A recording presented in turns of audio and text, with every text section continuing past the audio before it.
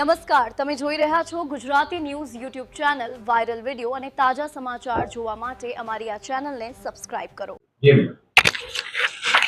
સુરત શહેર cyber cell દ્વારા નાયબ મુખ્યમંત્રી સાહેબની સૂચનાથી ઓપરેશન ન્યૂ લંડની કામગીરી સતત ચાલુ રાખવામાં આવ્યું છે અને એ કામગીરી હેઠળ અમે લોકોને એક બાતમી મળી, જેમાં એક ગેંગની માહિતી મળી કે ગેંગ સુરતમાં અલગ અલગ મહારાષ્ટ્રમાં અલગ અલગ બેંકોથી ખાતાઓ મેળવી અને અહીંયા પૈસા ઉપાડવાનું કામ કરે છે.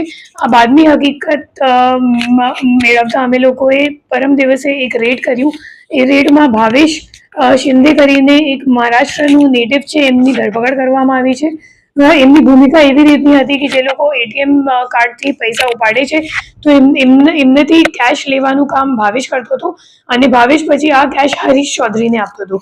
તો આપણી ટીમ પછી હરીશ ચૌધરીને ઘરે પણ ગઈ અને હરીશ ત્યાં મળ્યું નથી, પણ એમના રૂમમાં અમે લોકોને 18.5 લાખ જેટલું રોકડ રૂપિયા મળ્યું છે. એના સિવાય 9 ફોન અને કેશ કાઉન્ટિંગ મશીન, એના સિવાય 40 સિમ કાર્ડ અને કુછ 35 જેટલા અકાઉન્ટની માહિતી પણ મળી.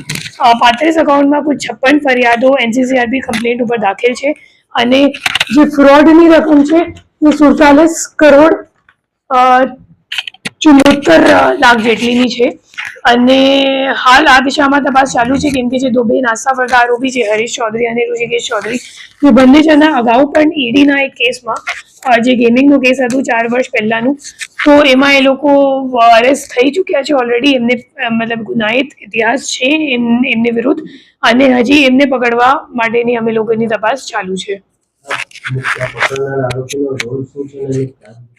જે પકડનાર આરોપી છે એમનું નામ ભાવેશ શિંદે છે. એમનું કામ હતું જે કેશ ઉપાડવામાં આવે છે એટીએમથી, એ કેશ આખો એકત્રિત કરીને પછી એ હરીશ ચૌધરીને આપતો હતો અને હરીશ ચૌધરીને ઘર પર આપણી રેડ કરી પણ એ ઘરે મળ્યું નથી, બટ એમના ઘરથી ઘણો બધો મુદ્દામાલ અમે લોકોએ ઝડપી પાડ્યું છે.